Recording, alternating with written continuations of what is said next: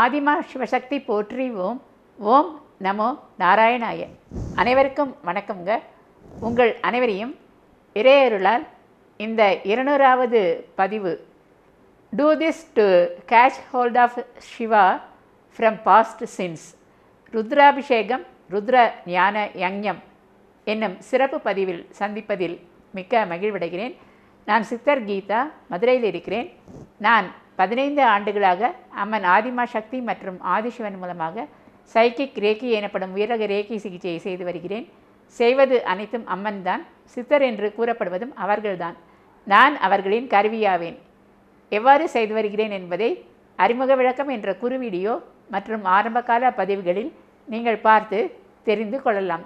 குமுதம் பக்தி மற்றும் ஆன்மீகம் இதழ்களில் குணப்படுத்திய வியாதிகள் மற்றும் சைக்கிக் ரேக்கி பற்றிய விவரங்கள் விளம்பரங்களில் தொடர்ந்து வந்து கொண்டுள்ளன. இப்போது நாம் பதிவுக்குள் செல்வோம். இந்த தலைப்பு கொடுத்ததற்கு முக்கியமான காரணம் உண்டு. இப்போது இந்தியாவில் உள்ள 12 ஜோதிர்லிங்கங்களுள் மகா சக்தி வாய்ந்தவர் மற்றும் முதன்மையானவர் யார் என்று கேட்டால் பெரும்பாலோர் சரியாக உஜ்ஜயினி மகாகாளேஸ்வரர் என்று சொல்லிவிடுவார்கள். ஏனென்றால் அவர் ருத்ரஸ்வரூபம் என்பதால். ரௌத்ரமான ஆனால் கம்பீரமான மீசையுடன் கூடிய அவரது முகத்தை கண்டாலே மனதுள் அச்சம் எழுவதை தவிர்க்க இயலாது. காரணம், ருத்ராவதாரிக்கே நம் பாவங்களை தண்டிக்கும் கடமை உரிமை உண்டு. மனித உடலில் இருதயத்தில் உள்ள அநாகத சக்கரத்தை, ஹார்ட் சக்கர பச்சை நிறம், அரசாட்சி செய்பவர்கள் ருத்ராவதாரியாகிய சிவபெருமானும் அவரது சரிபாதியாகிய பார்வதி அன்னையுமே ஆவார்கள். எந்த ஒரு அடர் கர்மவினை ஆனாலும் அதை போக்கவல்ல மகா சக்தி வாய்ந்தவர்கள் இருவருமே. அதனால்தான் அவர்கள் கருவியான என் மூலமும் பலரது கர்மவினைகளை ஹோமம் மூலம் நீக்கி பக்தர்களை ரட்சித்து வருகின்றார்கள். சரி, ருத்ராவதாரி பற்றி இப்போது நாம் பார்த்தோம். ருத்ராபிஷேகம் என்பது எவ்வாறு வந்தது, அதை முதலில் செய்தவர் யார் என்பதை அறிந்து கொள்ளுதல் அவசியம் அல்லவா? அதற்கு நாம் முதலில் செல்ல வேண்டியது தேவார பாடல் பெற்ற திருத்தலமான அட்ட வீரட்டான தலங்களுள் ஒன்றான திருப்பரியலூர் ஆகும். இக்கோவில் தசபுரீஸ்வரர் கோவில் என்றும் அழைக்கப்படுகிறது. இத்திருக்கோவில் தமிழ்நாட்டில் உள்ள மயிலாடுதுறை மாவட்டத்தில் அமைந்துள்ள கீழப்பரசலூர் என்ற ஊரில் உள்ளது. மூலவர் சிவன் வீரட்டேஸ்வரர் என்றும் துணைவி பார்வதி இளங்கொம்பனையாள் என்றும் அழைக்கப்படுகிறார்கள். 276 தேவார பாடல் பெற்ற ஸ்தலங்களில் முதன்மையானதாக கருதப்படும் இக்கோவிலில் சைவ சமய குரவர் திருஞான சம்பந்தர் பாடிய ஒரு பாடலை முதலில் நாம் பார்ப்போம். வளங்கொள் மலர்மேல் அயனோத வண்ணன் துளங்கும் மனத்தார் தொழ தளலாய் நின்றான், இளங்கொம்பனையாளோடு இணைந்தும் பிணைந்தும் விளங்கும் திருப்பரியல் வீரட்டத்தானே. இதன் பொருளாவது, முடிதேடிய வளங்கொள் தாமரை மலரில் அமர்ந்த அயன் பிரம்மாவும் அடிதேடிய மால்வண்ணன் பெருமாளும் தொழும் வண்ணம் தளலாய் ஒளிபிளம்பாய் நின்றான், இளங்கொம்பனையாள் மங்கையுடன் இணைந்து பிணைந்து விளங்கும் திருப்பரியல் வீரட்டேஸ்வரர் பெருமானே என்பது ஆகும். திருப்பரியல் என்ற பெயர் வர காரணம், சிவபெருமான் சிலரிடம் சிலவற்றை பறித்தார் என்பதால்தான். அவை எவற்றை, எதனால் என்று இப்போது நாம் பார்ப்போம். தான் என்ற ஆணவத்தால் மதியிழந்த சிவனின் முதல் மனைவி தாட்சாயினி என்ற சதியின் தந்தையான பிரஜாபதி தட்சன் தான் தொடங்கிய யாகத்துக்கு தன் மாப்பிள்ளையான இறைவன் சிவனுக்கு அவிர்வாகமும் தரவில்லை, அழைப்பும் விடுக்கவில்லை. அதனால் மனம் நொந்த சதிதேவி இறைவனின் ஆணையை மீறி சென்று தந்தையை சந்தித்து தட்சனின் தவறை உணர்த்தி திருத்த முயற்சித்தார்கள். அதனால் கொதிப்படைந்த தட்சன் சிவபெருமானை பல்வாறாக தூஷணை செய்து அவமதித்து பேசினான். அது பொறுக்காத சதிதேவி தன் தந்தை மூலம் உருவான உடல் தனக்கு தேவையில்லை என்று கருதி யாகத்தீயிலேயே விழுந்து உயிர் துறந்தார்கள். கோபம் கொண்ட சிவபெருமான் தன் தலைமுடியில் இருந்து உருவாக்கிய வீரபத்ரனுக்கும் துணைக்கு அனுப்பிய பத்ரகாளிக்கும் யாகத்தை அழித்து தட்சனை கொல்லுமாறு ஆணையிட்டார். நீங்கள் மதுரை மீனாட்சியம்மன் கோவில் சிவன் சன்னதிக்கு வெளியே சென்றால் நெடிதுயர்ந்த அக்னி வீரபத்ரர், அகோர வீரபத்ரர், பத்ரகாளி திருவுருவங்களை தரிசிக்கலாம். திருப்பரியலூரில் ஆயுதம் ஏந்திய 8 திருக்கரங்களுடன் அவர் தட்சனின் தலையை வாளால் கொய்து அக்னி குண்டத்தில் போடும் காட்சியை காணலாம். சிவனின் அவதாரமான அவர் பானு சோமாக்னி நேத்திரம், அதாவது சூரிய சந்திர அக்னி விழிகள் கொண்டவர். மரகதமணிகள், வாள், கேடயம், சூலத்துடன் அறியாமை, வீண் சடங்குகள், தவறான கோட்பாடுகளை அளிக்கும் சிவனின் உக்கிர கருவியான அவர் சுடர் விடும் மனநிலையிலும் சூலம் தாங்கி மாயை மற்றும் பொய்யை எரிப்பதிலும் சம்ஹாரமூர்த்தி ஆவார். நீலம் கருப்பு நிறம் கொண்ட அவர் ஜடமாக்கூடம், அதாவது பூட்டப்பட்ட பாம்புகளை ஆபரணமாக கொண்டவர். அவரது தியான துதி இவற்றை எடுத்துரைக்கிறது. மரகதமணி நீலம், கிண்கிணி ஜாலபந்தம், பிரகடித சமுகேசம், பானு சோமாக்னி நேத்திரம், சூல தண்டோக்ர ஹஸ்தம், விருதல மகிபூஷம், வீரபத்ரம் நமாமி என்ற அவரது துதி தீயவனவற்றை பொசுக்கும் சக்திமிக்க துதி ஆகும். அதன் பிறகு தட்ச பிரஜாதிபதியின் மனைவி சதிதேவி என்ற தாட்சாயணியின் தாய் பிரசுதி தன் கணவரின் உயிரை திருப்பித் தர வேண்டி சிவபெருமானை பிரார்த்தித்தாள். சிறந்த சிவபக்தியான அவளின் வேண்டுகோளை கருணைக்கடலான சிவபெருமான் ஏற்றுக்கொண்டார். அருகிலிருந்த ஒரு ஆட்டின் தலையை வெட்டி எடுத்து தலை துண்டிக்கப்பட்ட தட்சனின் உடலில் பொருத்த அது கச்சிதமாக பொருந்த பெற்ற தட்சன் தூக்கத்தில் இருந்து எழும்பியவன் போல் எழுந்து சிவபெருமானை வணங்கினான். அஞ்ஞான இருளினால் தான் என்ற ஆணவம், உலகில் உள்ள உயிர்களின் பிரஜாபதி தந்தை பிரம்மன் என்று பல விஷயங்களால் ஆணவப்பட்டிருந்த அவன் ஆன்மா வீரபத்ரரின் பரிசுத்தமான ஆயுத துண்டிப்பினால் புத்துணர்வு பெற்றது.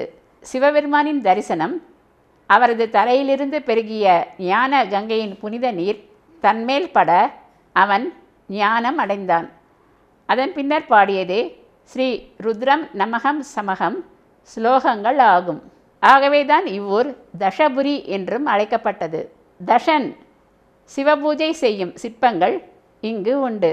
ருத்ரஹோமமும் ருத்ராபிஷேகமும் தினசரி காலையில் ஹம்பி விருப்பாக்ஷ சிவன் கோயிலில் நடைபெறுவது போல் ஏராளமான புகழ்பெற்ற சிவன் கோயில்களில் நடத்தப்பெற்று வருகின்றன. ஸ்ரீருத்ரத்துக்கு இணையாக வேதத்திலும் கிடையாது, ஸ்மிருதியிலும் கிடையாது என்று சூத சம்ஹிதை கூறுகிறது. ஸ்ரீருத்ரம் வேத புருஷனுக்கு கண்ணாகவும் அதனுள் இருக்கும் பஞ்சாட்சரம் கண்மணியாகவும் விளங்குவதாக ஹரதத்தாச்சாரியார் போற்றுகிறார். திருப்பரியலில் தட்சன் நடத்திய யாகத்தின் அழிவின் முடிவில் அங்கு சிவபெருமான் வராதிருந்தும் தட்சனுக்கு பயந்து வந்த தேவர்கள் அனைவருக்கும் அவர்கள் தவறை உணரும் வண்ணம் தண்டனை வழங்க பெற்றது. உதாரணமாக சூரிய பகவானுக்கு பல்லானது பறிபோயிற்று. அவர் திருப்பரியலில் சிவனாரை தன் தவறுக்கு மன்னிப்பு கேட்டு துதித்ததால் சூரியனுக்கு தனி சன்னதி உள்ளது. ஆனால் நவக்கிரக சன்னதி கிடையாது. ருத்ரஹோமம் மற்றும் ருத்ராபிஷேகம் இங்கு சிறப்பாக நடத்தப்பெற்று வருகிறது. மூலவர் வீரட்டேஸ்வரர், அன்னை இளங்கொம்பனையாள், அகத்திய மகான், சம்ஹாரமூர்த்தி, லிங்கோத்பவர், கணபதி மற்றும் துர்க்கை அன்னையை தரிசனம் செய்யுங்கள். இப்போது ருத்ர ஞான யஞத்துக்கு வருவோம். இது ஒரு உயிர் தனது புருவ மத்தியில் ஜோதியாக விளங்கும் தன் ஆத்மாவையே இறைவனுக்கு யோக அக்னியில் சமர்ப்பித்து அதில் தீய சக்திகளான காமம், கோபம், பற்று, பேராசை, அகங்காரம் போன்றவற்றை அந்த ஞானாக்னியில் போட்டு பொசுக்கி ஞானமடையும் வழியை காட்டுகிறது. புருவ மத்தியில் உள்ள ஆக்ஞா சக்கரத்தின் அதிபதி சதாசிவம் ஆவார். தலைவி சித்துக்களின் தலைவியான வாழைப்பெண்ணும் ஞானத்துக்கு அதிபதியுமான மனோன்மணி ஆவார். ஆங்கிலத்தில் தேர்ட் ஐ எனப்படும் கருநீல சக்கரம் ஆகும் இது. லலிதா சகஸ்ரநாமத்தில் சதாசிவ பதிவிரதா என்று 709வது ஸ்லோகமாக ஆதிபராசக்தி மனோன்மணி தாய் குறித்து வரும். செம்பொன் நிற பரந்தாமத்தில் உள்ள உருவற்ற அருவுரு புள்ளி பரம்பொருள் சதாசிவம் ஆகும். அது இயங்கும் சக்தி டைனமிக் மனோன்மணி ஆகும். புருவமக்தி குறித்து திருமூலர் என்ன கூறியுள்ளார் என்று பார்ப்போம். திருவழியாவது சிற்றம்பலத்தே குருவடிக்குள்ளா குறிக்கும் உருவே உரு அருவாவதும் உற்றுணர்ந்தோருக்கு அருள் வழியாவதும் அவ்வழிதானே. இதன் பொருளாவது சிற்றம்பலம் என்பது புருவமத்தியில் குருவாகிய அருவுரு சிவனின் அருளை தேடுவோருக்கு உடைய ஒரு இடம். அந்த உருவமற்ற அருவுருவை அடைவதற்கு அருள் வழியாக இருப்பது சிற்றம்பல வழியாகும். அதுவே இறைவனை அடையும் வழி என்பதை உணர்வாயாக என்பது ஆகும். இந்த ருத்ர ஞான யஞத்தின் குருவே மும்மூர்த்திகளின் தலைவரான சதாசிவமே. கலியுக முடிவில் அவர் ராஜயோக ஞானத்தை தானே நேரடியாக பயிற்றுவித்து வருகிறார். இது உலகத்தினர் அனைவருக்கும் பொதுவான ஞானம் ஆகும். முரளி என்று அழைக்கப்படுகிறது.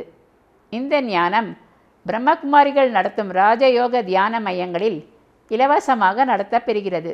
யூடியூபிலும் சகோதரர் BK சரவணகுமார் போன்றோர் நன்கு பயிற்றுவித்து வருகிறார்கள்.